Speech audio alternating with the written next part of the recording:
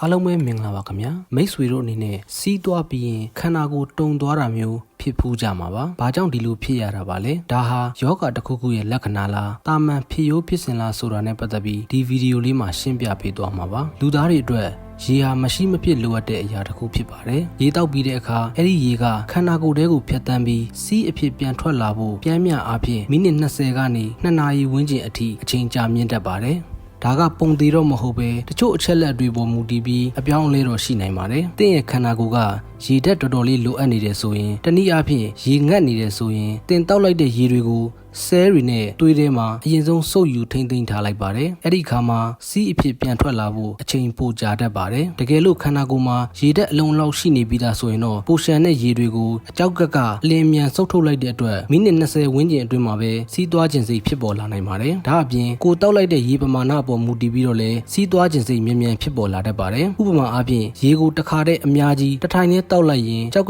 သွေးထဲမှာအရေပမာဏရုတ်တရက်မြင့်တက်လာတာကိုထိန်းညှိဖို့အတွက်စီးအဖြစ်ခက်မြန်စစ်ထုတ်ပေးပါတယ်။ကော်ဖီလက်ဖက်ရည်ဒါမှမဟုတ်အရက်တောက်ထားရင်တော့သူတို့မှာစီးရွှင်စေတဲ့ diuretic အာနိသင်ရှိလို့ရေကိုစီးအဖြစ်ပိုပြီးမြန်ပြောင်းလဲစေတတ်ပါတယ်။တကယ်လို့စားငံတဲ့အစားအစာတွေစားထားရင်တော့ခန္ဓာကိုယ်ကရေကိုထိမ့်သိမ့်ထားတဲ့အတွက်စီးထွက်တာနှေးသွားတတ်ပါတယ်။ကိုတောက်သုံးလိုက်တဲ့ရေကနေစီးအဖြစ်ပြောင်းလဲသွားတဲ့လမ်းကြောင်းဖြစ်စဉ်အချင်းကိုလည်းထည့်သွင်းရှင်းပြပါရစေ။လူတယောက်ရေတောက်လိုက်တဲ့အခါအဲ့ဒီရေတွေကအစာအိမ်ကနေဥမာကြီးစီရောက်သွားပြီးအဲ့ဒီကတဆင့်သွေးတွေကိုစုပ်ယူလိုက်ပါတယ်။ကြောက်ကက်ကိုသွေးတွေဖြတ်တန်းစီးဆင်းတဲ့အခါကြောက်ကက်ကမလိုအပ်တဲ့အရည်တွေကိုစစ်ထုတ်လိုက်ပြီးစီးအိမ်ထဲကိုပို့ပေးပါတယ်။စီးအိမ်ထဲမှာစီးပမာဏ200ကနေ300မီလီလီတာခန့်ပြည့်လာတဲ့အခါမှာအုံနောက်ကစီးသွားဖို့အတွက်အချက်ပေးပါတော့တယ်။အဲ့ဒီအခါမှာကျွန်တော်တို့တွေအိမ်သာကိုပြေးရတော့တာပါပဲ။ဒါဆိုရင်ဗီဒီယိုအစမှာပြောခဲ့တဲ့စီးသွားတဲ့အခါရံဖန်ရံခါဘာဖြစ်လို့ခန္ဓာကိုယ်တုံသွားလဲဆိုတာကိုပြန်ဆက်ပါမယ်။လူတစ်ယောက်ဟာတစ်နေ့ကိုပြန်မြ6ချိန်ကနေ8ချိန်အထိစီးသွားလေရှိတာဟာပုံမှန်ဖြစ်ပါတယ်။စီးသွားတိုင်းတုံမသွားပေမဲ့ရံဖန်ရံခါစီးသွားပြီးရင်ခန္ဓာကိုယ်တုံသွားတတ်ပါတယ်။ဒါကို post maturation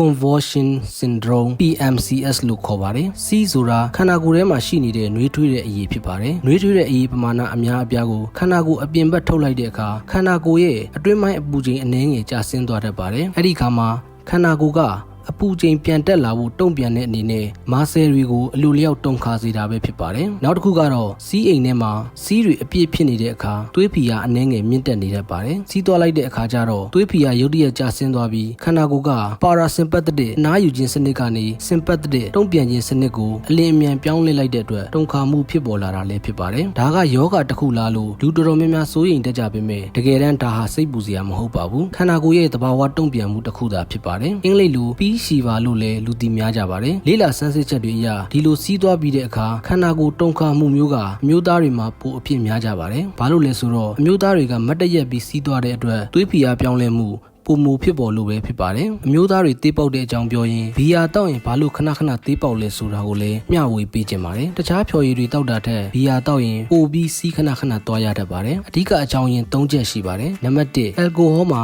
စီးရွှင်စေတဲ့အာနိသင်ရှိပါတယ်။ဒါကအဓိကအကြောင်းရင်းပါပဲ။ကျွန်တော်တို့ရဲ့အုံနောက်ထဲမှာ ADH anti diuretic hormone ဆိုတဲ့ဟော်မုန်းတစ်မျိုးရှိပါတယ်။ကြောက်ကက်ကို ADH ကရေတွေကိုခန္ဓာကိုယ်ထဲစုပ်ယူထားစီးအဖြစ်အကုန်မထုတ်နဲ့လို့အမိန့်ပေးပါတယ်။ဘီယာမှာပါတဲ့အယ်ကိုဟောကအဲ့ဒီ ADH ဟော်မုန်းထွက်လာတာကိုတားဆီးလိုက်ပါတယ်ဒီအခါမှာရလက်အနေနဲ့ကြောက်ကက်က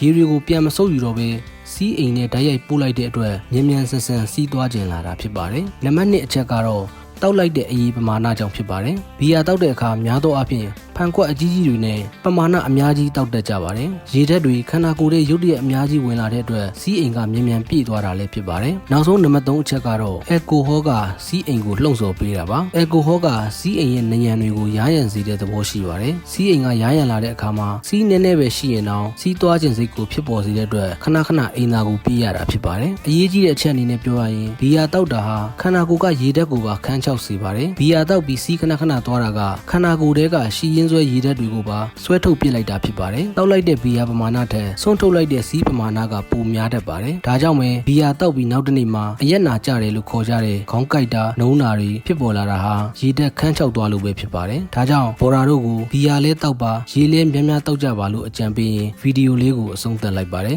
ဗီဒီယိုလေးကိုအဆုံးထိကြည့်ပေးတဲ့အတွက်ကျေးဇူးတင်ပါတယ်ခင်ဗျာ